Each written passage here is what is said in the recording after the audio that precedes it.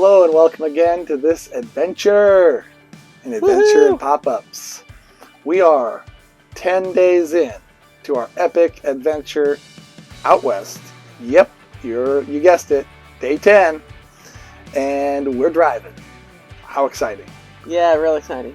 Actually, it was beautiful. It was beautiful and it was lovely. We got up pretty early and had pre-packed up camp like we always do the night before. And so I think we had hitched up and went about 6:45, 6:30-ish. So on the road before 7, which is pretty good. What was it, about an 8-9 hour drive?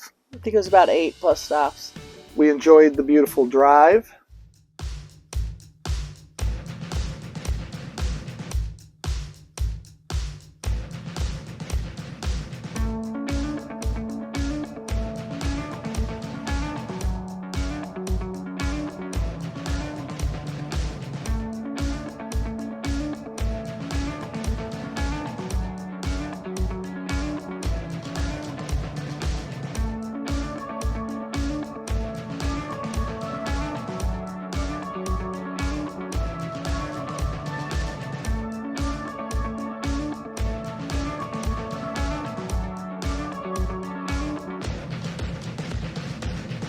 Stopped at Walmart to resupply. That was actually very high on the to-do list because we were very low on groceries.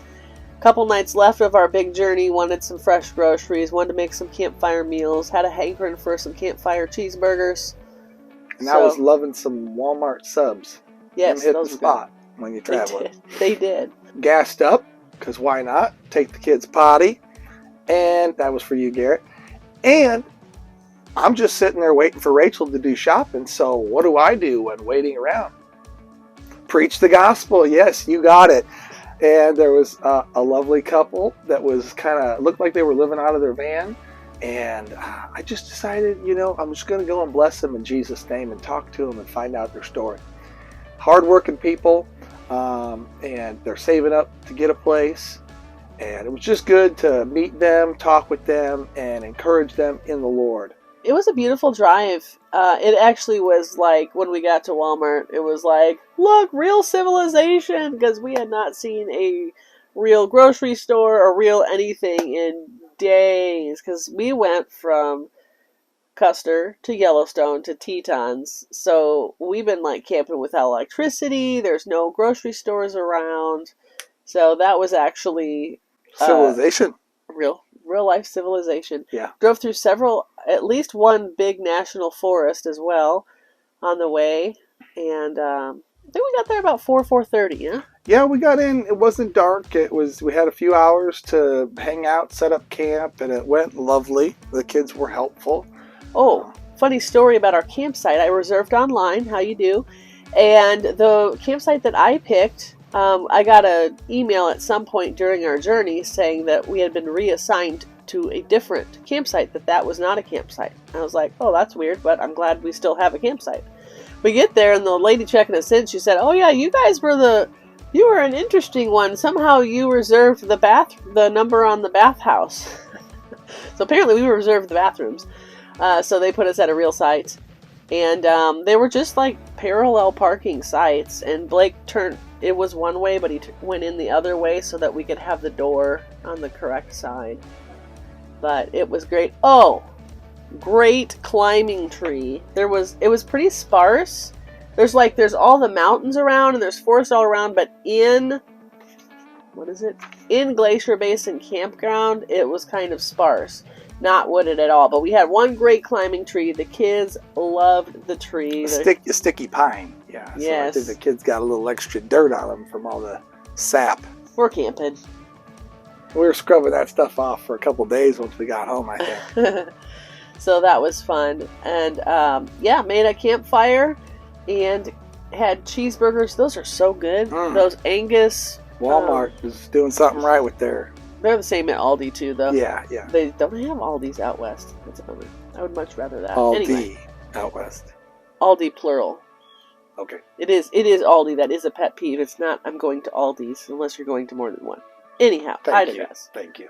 Just had to clear that up. All right. Anyhow, we had the bathhouse right there, had a great climbing tree. Bad news. If you've been following our adventures, we did not take a shower at the last place because we're only there for 2 nights, and they were pay showers, and we're like, let's just do it at the next place.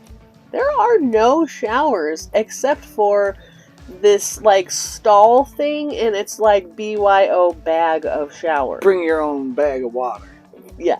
I'm like, I don't have a bag of water. So they should be selling them their bags of water. So, yeah, we made it just fine. We had some baby white bath. We could have filled our water tank.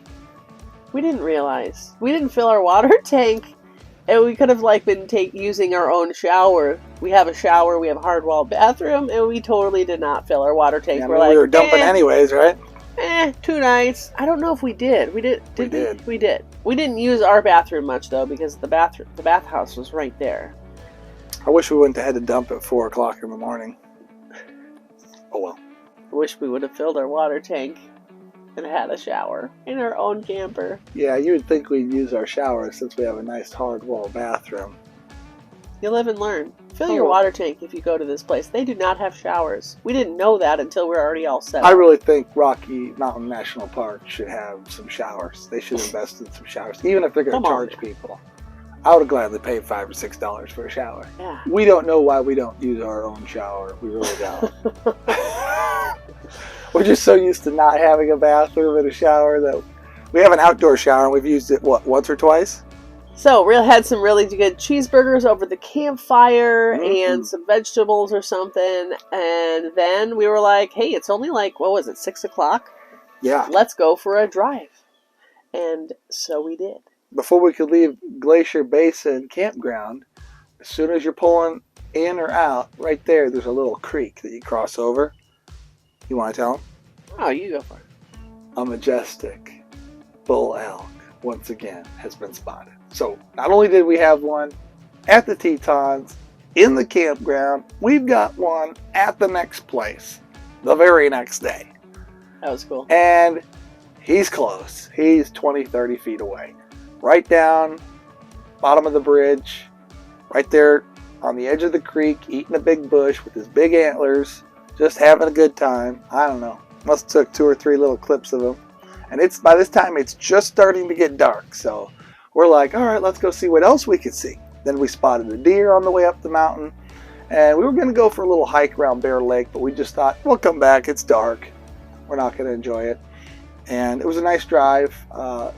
Just great views everywhere. And so a fun, eventful little 20, 30-minute drive. Saw an elk, a big bull, majestic bull elk, and saw a doe eating up there on the side of the mountain. Kind of scared me. She's like, deer. I'm like, whoa, you spotted one before me. That doesn't happen often. That was day 10. So yeah, pretty good.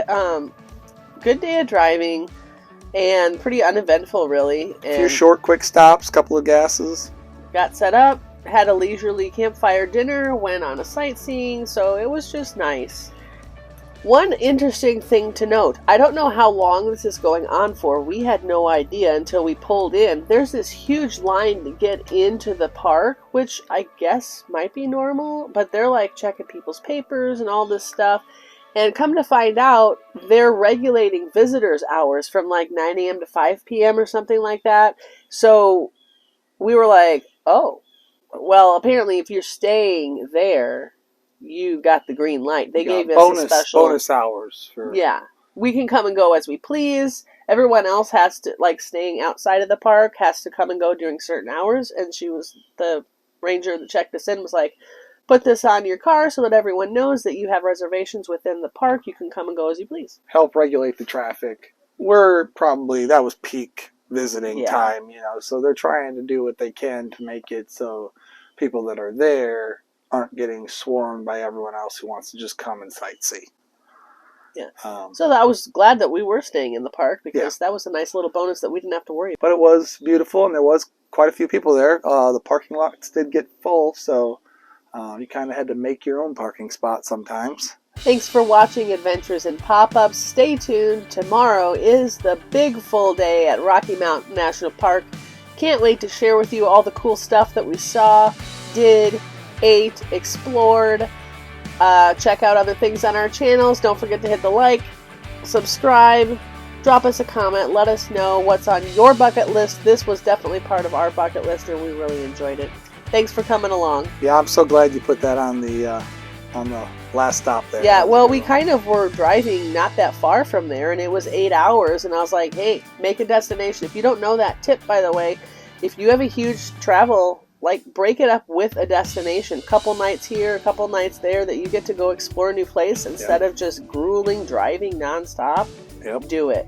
Have a night to explore and a one full day, and then pack up and go to the next place. It worked out pretty good.